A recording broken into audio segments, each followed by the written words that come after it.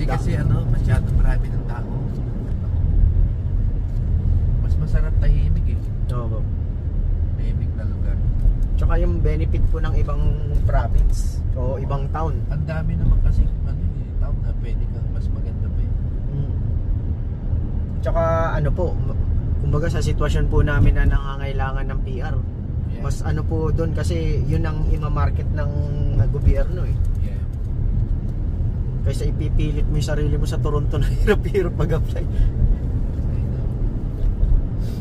Okay siya kung gusto mo, halimbawa yung magano kayo, bakasyon ng Oo. 3 days, ganun. Punta-punta.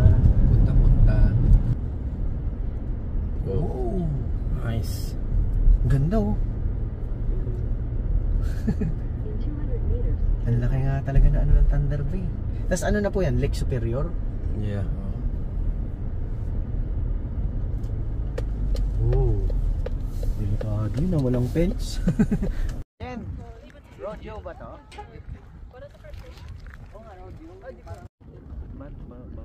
Tapos yun po ang sleeping ground. Ano yan tayo? Ano ng kabayo?